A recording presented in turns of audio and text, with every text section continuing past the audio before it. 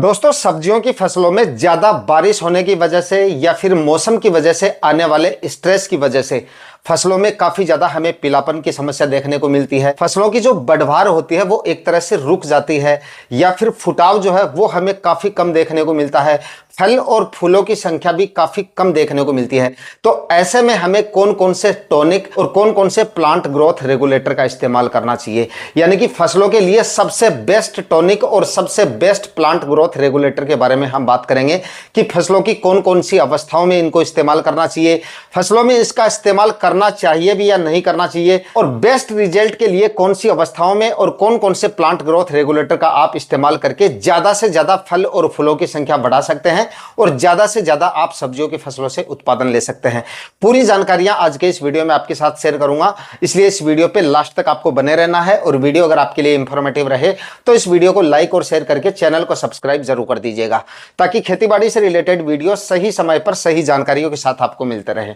नमस्कार दोस्तों, मेरा नाम है सुरेश और आप देख रहे हैं खेत किसान झुंझुनू। देखिए दोस्तों, अगर आप किसी भी सब्जी फसल में अगर टॉनिक का इस्तेमाल कर रहे हैं, किसी भी तरह का टॉनिक अगर डाल रहे हैं, तो आपको फालतू में या बेवजह टॉनिक का इस्तेमाल नहीं करना चाहिए, वरना आपके पैसे भी बर्बाद हो रहे हैं और फालतू में आप अपनी फसल में स्ट्रेस दे रहे हैं। अगर आपकी फसल में बताई गई समस्याएं अगर आपको दिख रही हैं, तब आपको टॉनिक का इस्तेमाल करना चाहिए, वरना फालतू में अगर आपकी फसल बढ़वार ले रही है, अच्छी खासी ग्रोथ कर रही है, फिर भी किसान को लगता है कि यार मेरी फसल की ग्रोथ कम हो रही है और फालतू में टॉनिक लाके उसमें डाल देते हैं। वनस्पतिक विकास होने से उत्पादन नहीं बढ़ता है। फालतू का अगर आप ग्रोथ करवा रहे हैं प्लांट को, फालतू में अगर आप टॉनिक डाल रहे हैं तो ये गलत है। अगर आपकी फसल में बताए गए सिम्टम्स दिखते हैं तो आप टॉनिक का इस्तेमाल कर सकते हैं, जैसे कि आपकी फसल में बहुत ज्यादा पीलापन की समस्या देखने को मिल रही है, ज्यादा बारिश वगैरह हो रही है, या स्ट्रेस की वजह से भी काफी बार जो है पीलेपन की समस्या आपको फसलों में देखने को मिल सकती है। इस तरह की सिचुएशन आती है, या फसलों की जो बढ़वार होती है वो आपको ऐसा लगता है कि एकदम से जैसे रुक सी जाती है, तब आप इस्तेमाल कर सकते हैं। या फसलों में आपको फुटाव काफी कम देखने को मिलता है, तो ऐसे सिचुएशन में आप टॉनिक का इस्तेमाल कर सकते हैं। बताई गई समस्याएं अगर आपको दिखते हैं तो बेशक आप टॉनिक का इस्तेमाल कर सकते हैं, जो टॉनिक यहां पे मैं आपको बताऊंगा।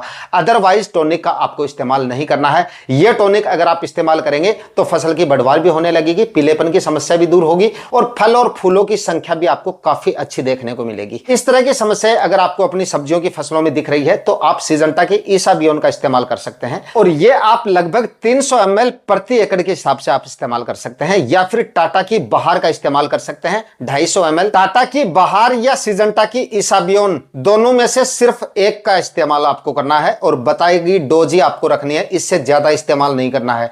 यानी कि ईसाबियोन ले रहे हो तो 300 ml प्रति एकड़ के हिसाब से, और अगर टाटा की बहार ले रहे हो तो 250 ml प्रति एकड़ के हिसाब से 200 लीटर पानी लीजिए ड्रम के अंदर, उसके अंदर इसको अच्छे से मिक्स कर लीजिए और 1 एकड़ में स्प्रे निकाल दीजिए।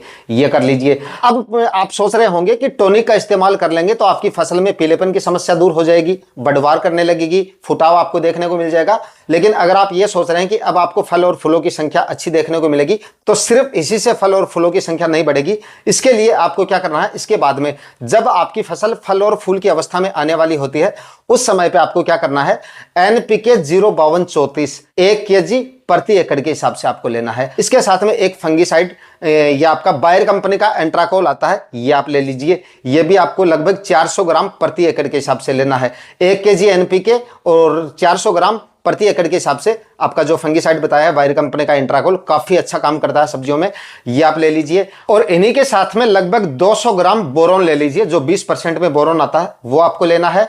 और इसके साथ में बायर कंपनी का जो प्लानोफिक्स आता है प्लांट ग्रोथ रेगुलेटर, 25 ml प्रति एकड़ के हिसाब से। बोरोन 200 ग्राम बताया है, फंगीसाइड 400 ग्राम बताया है, और NPK आपको 1 kg लेना है। और जो प्लांट ग्रोथ रेगुलेटर मैंने बताया है आपको, जो प्लानोफिक्स बताया है वायर कंपनी का, ये सिर्फ 25 ml। इन सभी का 200 लीटर पानी में ड्रम के अंदर घोल बनाइए और 1 एकड़ में इसका स्प्रे निकाल दीजिए। फल और फूलों की संख्या भी आपको काफी अच्छी देखने को मिलेगी। फल ड्रॉप हो रहे हैं, फूल ड्रॉप हो रहे हैं, वो समस्या भी देखने को नहीं मिलेगी। फूलों की संख्या बढ़ेगी और फलों की संख्या भी बढ़ेगी और फलों की साइज भी आपको अच्छी देखने को मिलेगी। तो ये आप कर लीजिए प्लांट ग्रोथ रेगुलेटर, ये आपको जो मैंने आपको बताया है, जो एनपीके 05234 और प्लांट ग्रोथ रेगुलेटर बोरॉन और फंगिसाइड, ये आपको तब देना है जब आपकी फसल फल और फूल की अवस्था में आने वाली है या आ चुकी है। लगभग 40-45 दिन की अवस्था में जब आपकी फसल आ जाती है, तब अगर आप इनका इस्तेमाल करेंगे तो काफी अच्छा रिजल्ट आपको देखने को मिलेगा, यानी कि फल और फूलों की संख्या काफी अच्छी आपको देखने को मिलेगी, काफी जबरदस्त उत्पादन आप ले पाएंगे। दोस्तों, बायर की प्लानोफिक्स यानी कि ये एक प्लांट ग्रोथ रेगुलेटर है। और फसलों में प्लांट ग्रोथ रेगुलेटर क्या काम करता है, मतलब फल और फूलों की संख्या कैसे बढ़ती है, ये क्या करता है, आपकी फसल में जो वनस्पतिक विकास हो रहा है उसको एक झटका मारता है। झटके का मतलब है उसकी जो ग्रोथ होती है प्लांट की, उसको कुछ दिनों के लिए एक बार रोक देता है, या आप यूं कह सकते हैं कि थोड़ा कम कर देता है 4-5 दिन के लिए। और वो जो एनर्जी प्लांट की ग्रोथ में या बढ़वार में हो रही है, उसी एनर्जी को फल और फूलों की तरफ कर देता है। तो उससे क्या होता है, ग्रोथ जो हो रही है, वनस्पतिक विकास जो हो रहा है प्लांट का, उस पर थोड़ा सा ब्रेक लग जाता है 5-6 दिन के लिए, और फल और फूलों की संख्या बढ़ाने का काम करने लग जाता है आपका प्लांट, ये स्प्रे करने के बाद में। और जो सिजेंटा की इसाबियोन मैंने आपको बताया, जो टॉनिक बताया है, उसका क्या काम होता है। देखिए, फल और फूलों की संख्या इसाबियोन से भी बढ़ता है, जो टॉनिक होते हैं उससे भी फल और फूलों की संख्या बढ़ती है। साथ ही वनस्पतिक विकास को वो बेहतर करते हैं। मतलब कई बार फसलों में स्ट्रेस आ जाता है मौसम की वजह से, या ज्यादा कीटनाशकों की वजह से, ज्यादा बारिश या ज्यादा धूप की वजह से फसलें हमारी स्ट्रेस में चली जाती हैं, तो उनका जो ग्रोथ होती है, जो बढ़वार होती है, वो एकदम से रुक जाती है। तो उसको वो बेहतर करता है। ऐसा नहीं है कि ग्रोथ बढ़ाता है, ग्रोथ को या बढ़वार को बेहतर करता है, वनस्पतिक विकास को थोड़ा सुविधाजनक बना देता है, और फल और फूलों की संख्या बढ़ाने का काम भी वो टॉनिक जो है वो करता है। चाहे आपकी सिजेंटा की इसाबियोन हो या फिर टाटा की बहार हो, तो ये आप अपनी सब्जियों में कर सकते हैं। मिर्ची, टमाटर जैसी सब्जियों में और बाकी सब्जियों में भी आप इनका इस्तेमाल कर सकते हैं और अच्छा उत्पादन लिया जा सकता है। तो दोस्तों, इस वीडियो में मैंने आपको सब्जियों की फसलों में दिए जाने वाले बेस्ट टॉनिक और प्लांट ग्रोथ रेगुलेटर के बारे में जानकारी दी है। ज्यादा से ज्यादा फल और फूलों की संख्या आप किस तरह से बढ़ा सकते हैं, ये जानकारियां अगर आपके लिए इंफॉर्मेटिव रही तो वीडियो को लाइक और शेयर करके चैनल को सब्सक्राइब जरूर कर दीजिएगा। मिलते हैं किसी और वीडियो में नए टॉपिक के साथ, तब तक के लिए जय हिंद, वंदे मातरम।